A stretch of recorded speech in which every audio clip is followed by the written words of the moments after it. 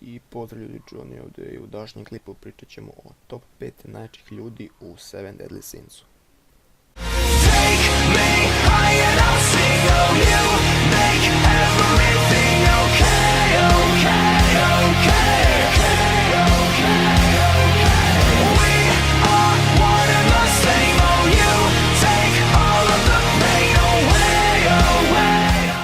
Na petom mjestu nalazi se Zaratras. Zaratras je bio sveti vitez i u njegovo vreme jedan od najjačih, sve od trenutka njegove smrti. Njegov sin je Gil Thunder. Kao što smo mogli vidimo u animeu, Zaratras je mnogo brz i koristi moć munje.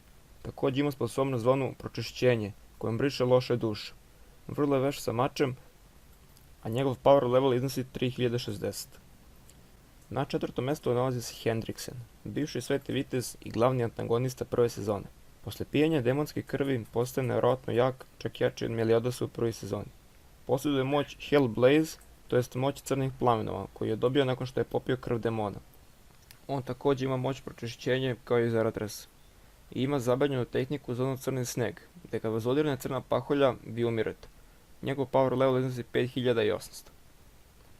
Na trećem mjestu nalazi se Ban, jedan od članova 7 smrtnih grehova.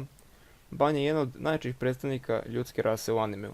Besmrtan je, a pritom ima moć da krade tuđu energiju i snagu i brzinu, a pritom da sebi. Banov power level iznosi 3220, ali Melaskula je u jednom trenutku rekla da njegova moć prevazilazi Galandovu, što možemo vidjeti da je Ban mnogo moćniji, ali dalje nedovoljno kada se uporedi sa ostalim rasama. Na drugom mjestu nalazi se Arthur Pendragon. Već sam u jednom mom klipu govorio o njegovim moćima. Ukratko, Arthur u animeu nije pokazao svoj pun potencijal, što više dosta je slab u animeu, a to će se promijeniti u trećoj sezoni, kada ključa moć Excalibura. Njegov power level iznosi 40.000, a kada se bori s Excaliburom postaje dosta jači. I na prvom mjestu nalazi se Escanor, još jedan član 7 smrtnih grehova, koji tokom noći je najslabiji karakter u animeu, dok tokom dana njegova moć prevazilazi sve granice. Što da kažem za njega, osim što je pobedio sve njegove borbe u animeu i u mangi.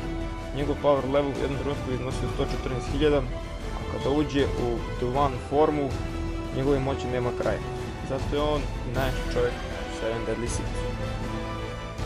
I to je bilo to za ovaj klip, bacite taj like, a mi se vidimo u sljedećem klipu. Pozdrav!